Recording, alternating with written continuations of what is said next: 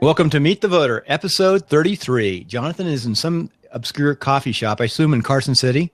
No, in Minden. Minden. What are you doing in Minden? Well, I'm staying with some friends. In Minden. Well, tell people where Minden is. It's about 15 miles, 15 miles from Carson City, in the Carson Valley, in the beautiful Carson Valley. It's a nice little place. It's sort of out in the outskirts. It's a nice little town. A lot of people retire there. You have access to all the skiing and the mountains and the beauty and there's a river to fish and creek, and it's nice. It's a little less expensive too down there. A little bit.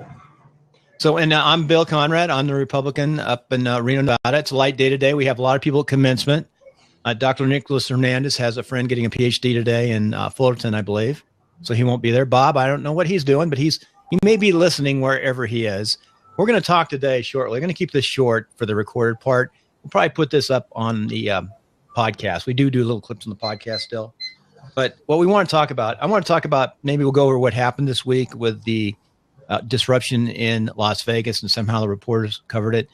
First part, little predictions. And then I want to talk a little bit about technology, since we have Jonathan on the last 10 minutes in the campaigns and what I see in technology, because I'm sort of watching the senatorial candidates outrun what they've done. Jonathan, what do you think about Las Vegas and what happened at the Democrat convention? Was it last week? Well, it's just really quite sad and hilarious at the same time, which normally go together, don't they, Bill? But, Chairwoman Roberta Land, she is a bit of a creep, isn't she? That's the best you can say about her. The way she handled things and her general attitude towards the conference was appalling. And the last scene of her with that stick and she smashes it, she goes off in a huff. It's a classic, sign of, it's just really a sign of the Democratic establishment and their anger that the common people actually have the audacity to actually want to vote for somebody that they haven't chosen, isn't it? I think that's well said. There was a rules made right before, towards the end, that really threw it over to Hillary, and she got 20 delegates and Bernie got 15, and they threw out 67. But on the rules vote, it was obvious, and they did it all different ways, that the nays, which were the Bernie people, easily won, and she gave it to the yays, which is the Hillary people. Yeah, so, I'm a little bit ashamed in what I'm probably going to say now, because also you had that creature Barbara Boxer on, and she, saying that she felt that her life was under threat. What do you expect, Barbara, when you get on stage and you insult the audience for 15 minutes, basically taunting them? Secondly, what do you expect them to do? Of course, they're going to start booing you when you actually taunt a crowd. And it's just her attitude. But the bit that I'm probably a bit ashamed, but I'm still going to say it, is that, they're all kind of middle-aged women, aren't they, that support Hillary. They're a certain type of middle-class, so-called quasi-liberal that support her. And they seem to be prepared to support her. Don't know what she does, how many lies she says, how she betrays the country. You've tried to point that out, Bill, what a traitor she is. They just won't. They just totally dedicated to support this woman, aren't they? When I say traitor, she's very sloppy on her handling of intelligence. Things that you and I would do would put me in jail. And again, I've said if there's justice, she will go to jail. She will not be the president. If there's justice. If there's consistent justice, she'll at least be indicted, and there'll be a trial, and they will find out what she did. The way she handled intelligence is just insane. It's so the possibility of her being innocent is so small and so minute. Actually, I thought I knew the kind of crimes that Hillary. I actually heard something yesterday that actually goes beyond Whitewater. Most of her crimes, and I just want to quickly point this out to you. She had a conversation which was interviewed and it's on YouTube, and it's her. And basically, when she was in private practice, she decided to be the lawyer of a man that was accused of sexually molesting a 12-year-old, raping and sexually attacking a 12-year-old girl. And she successfully, which is her job, she successfully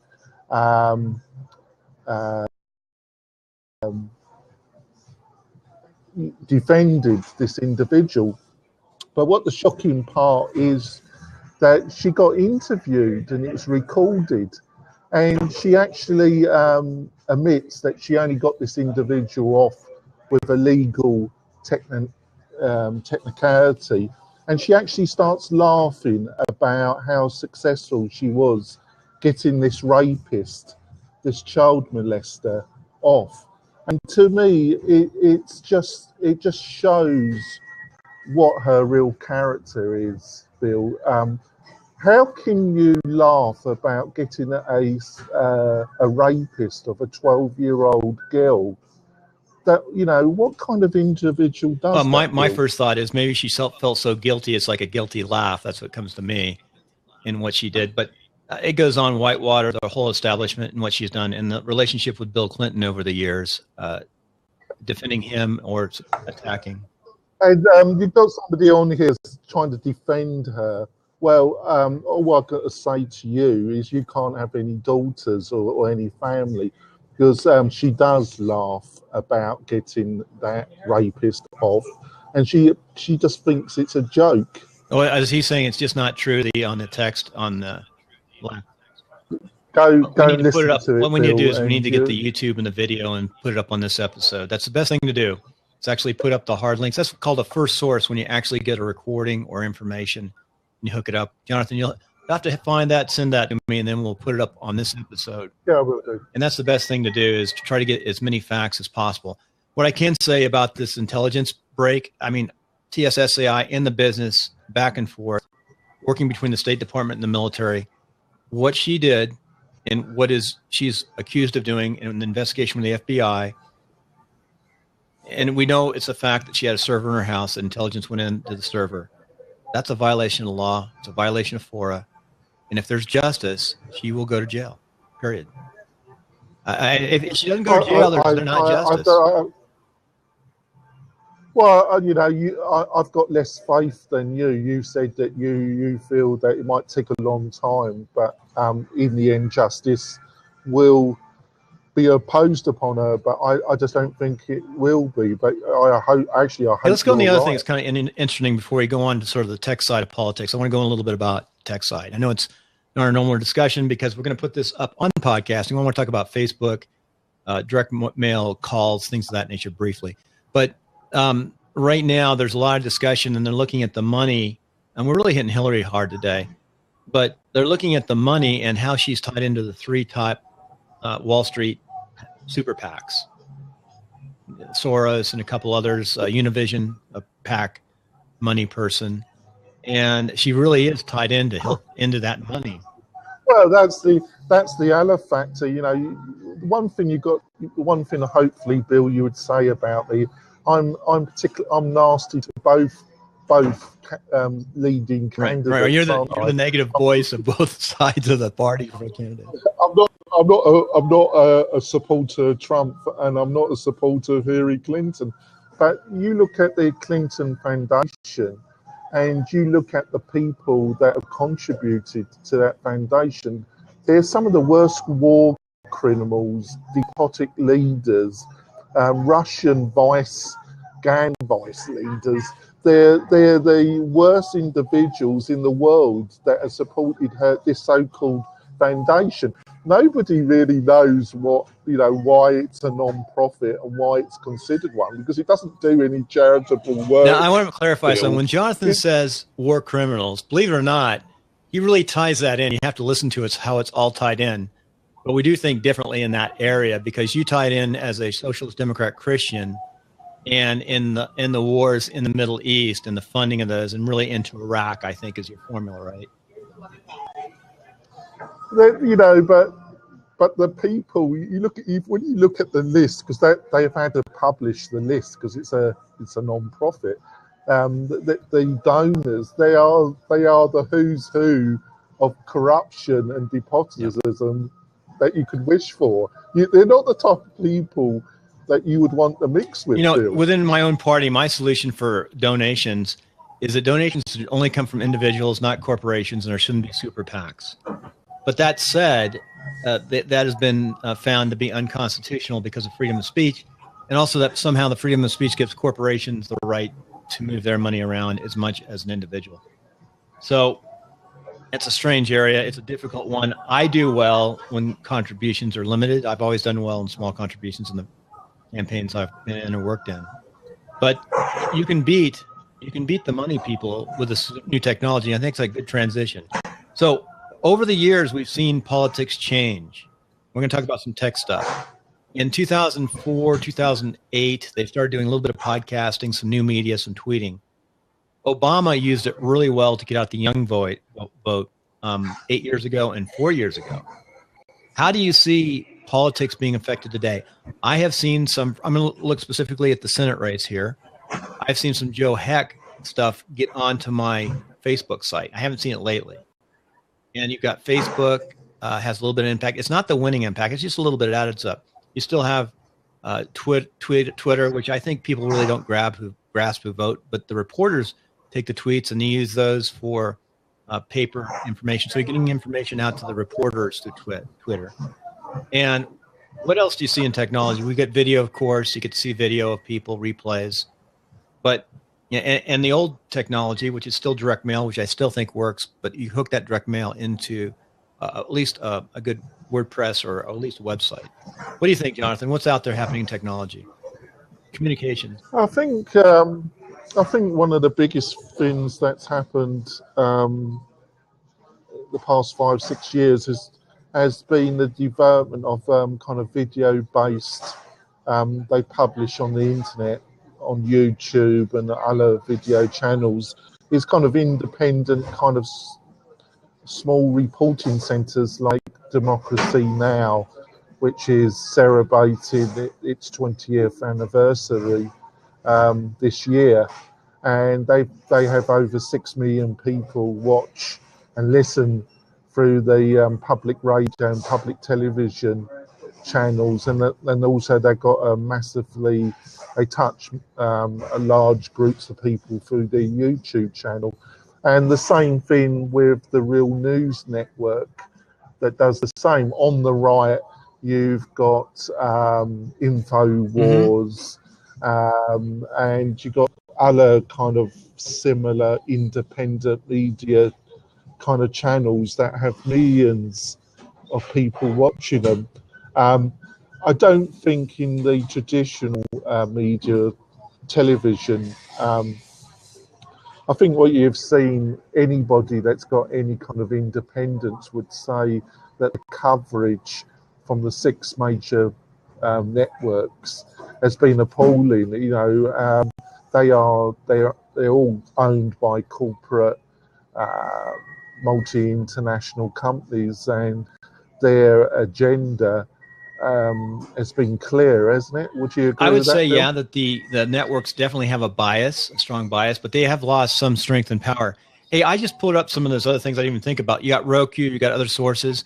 There's a small produced self-piece called Full Measure. It's on each week that's growing, and it is done really well. And it's got, I'd say it's more conservative bent, but it's got some really good articles on it. You can see each week. It's live on TV, but it really started off as an online news media source with clips and professionally done. Now it's on TV. It's called Full Measure. I just put those links down there. Really, really good. And it varies in different times. Sometimes it's becoming before Meet the Press, after Meet the Press locally, and it's on locally syndicated TVs. But it's doing real well and has some really good clips in it. That's an example of some of this new media that's evolving. I think those are great companies to get involved in. It does take capital and money and time, though, as we're learning. Well, like Democracy Now!, that is totally supported by donation, and like the Real News Network is supported by Oh, I donation. see. Yeah, it's going And to pop up. InfoWars, he, it's a profit. It is for, he makes no, it's not hidden. He makes profit from that show, but it's supported by people buying products Oh, that's through a his conservative. Yeah, e-store. InfoWars. Yeah, info. Yeah, I try and watch both sides. I don't disagree. I don't totally disagree with a lot of the stuff InfoWars say. It's a bit like dealing with Bob. I agree. I agree with a lot of what Bob says, but he always goes a bit too far, doesn't he? Bob is Bob. That works in campaigns. I love Bob. Man, Bob. He always pushes it too far. Yeah, so Nick, and then you got Nick on the other side who just explodes when Bob starts doing that. Yeah, I actually think true libertarian conservatism, and I'm a Christian socialist, and I think there's actually I think both wings of the spectrum actually want the best for the country. We could disagree with the finite policies, but what I hate is this crony capitalist middle that Hillary Clinton is the poster girl for. I think you've had Republicans though in the last 20 years in that same level. The Democrats and the Republicans, the highest level, they do have slightly different bents, but they all come down to that crony capitalism controlled by the same people with the same money to some extent. Well, isn't that what the Bushes are? That's why they don't support Trump. Bushes don't support Trump, and they don't support the Republican Party right now because the Bushes do not support the Republican Party right now, period, because Trump is their candidate and they're not supporting the party. So they're not really part of the party anymore. Well, I see Rodney, the Bushes, they are, they hate Trump, or they say they hate Trump, and they hate any kind of independent conservative voice. I think that's right. And I think you're seeing it's going to be interesting to see what happens. I think both party structures are in trouble right now. And I think you're going to see some changes. There's a high probability that there could be major changes in the years to come, especially as technology evolves. It goes back to our technology. You just brought up some really good other sources that if you go to meetthevoter.com, I think it's a relatively good little website now for the research. And you've got Gallup, you've got Meet the Press, Full Measure, and I'll put those other links on too. And it is a good place just to go look at things. And then we always try to pick up 2 clips during the week that I stick up there. And Jonathan, you're going to send in that other clip about the information. Hillary Clinton, yeah. We'll put that on here and I'll write a little article. Hey, with that, I'm going to finish up the podcast. What time? We went to about 17 minutes, a little longer than I wanted to. Any last thoughts before we finish up on this podcast? Well, it's really, really difficult because fundamentally, I think if Hillary Clinton wins the Democratic, she will lose against Mr. Trump. Actually, I think a lot of people say no, that won't happen. But her policies, it's really quite clear that the electorate do not want to vote for a corporate, steady as it goes, another 8 years of Obama or Bush, who basically fundamentally both support a corporate big business agenda bill, and the electorate really doesn't want that. And if you don't listen to your customers and your clients, you're not going to do business. And she doesn't listen, so she ain't going to win. So if they really insist on basically a totally undemocratic convention where they use these super delegates, she's going to lose, and that's the madness of the present situation, Bill. Hey, it's a great forecast, a great way to finish for you. I'm going to throw a little forecast in too. A no-brainer. Trump's going to win the primary for the Republicans. How's that? That's one. And the second one is I'm going to hold fast, even though it's not quite as strong now. I think it's going to eventually come. Something's going to happen to this. but there's an FBI investigation out there. That's going to throw a big wrench into the Democrat machine someplace, sometime this year.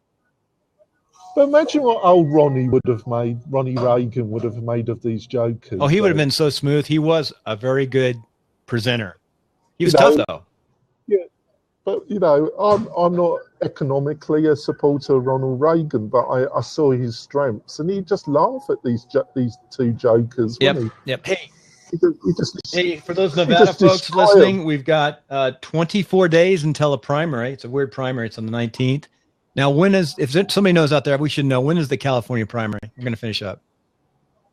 I think it's at the beginning of June, isn't it? And it's this kind of, it's a semi. I never really found out what that really meant. It's a semi-open. Yeah, well, they can cross over. You can cross over between Democrat and Republican. You only vote for one side. But you've got the 14th is, I think it's the 14th is Nevada, and the 7th is June. But our primary is just for the local candidates in the Senate and the Congress, where we already had our presidential caucuses, which is fun. Hey, with that, stay on, Jonathan. We're going to finish up the recording. Please. Hey, folks, we're back with the fun. This is what's great about Blab, is I can turn it on and on the mic, off and on the mic. Hey, a thought here. I think in the Democrat Party, Bernie is really mixing it up with the establishment, as we know. And they did not expect him to continue on. And with Hillary with an indictment over her head with a FBI investigation, I mean, I always thought that the Obama wing of the Democrat Party had plans to bring the Vice President Biden in or someone else in to run. And they're just waiting for something to happen with the FBI. I always thought that that's a scenario. But with Bernie out there so strong and doing what he's doing, if the FBI does indict now, Bernie would have to be the nominee. And that's not in the plan. See, the Democrats are run by the party both by Obama, the president, which is always the case, but the Clinton wing is very, very strong. So that's really who manages the oligarchy of the Democrat Party. I think Bernie is really throwing, and the people from the Democrat side are really throwing, I guess, uncertainty into the formula. And I think we talked about that. That's a good way to finish. So I think that's where the focus is in the next few weeks until we get up to the conventions. And then the Democrat convention is going to be more uncertain than even the Republican convention. I think literally on both sides, almost anything can still happen. I think both candidates, these leads. So, well, I don't like talking about it because I think that this is just an establishment narrative to some extent. But I think both the kind of chosen. Trump is not exactly chosen. He has made himself to be the chosen candidate, hasn't he? But I think one of the reasons why the establishment of the Republican dislike him is there's no real narrative about what exactly he would do. I think he's such a loose cannon that they have no idea what he would really do if he did get into power. Yeah. Well, that's a good way to finish again with a little extra bonus material there.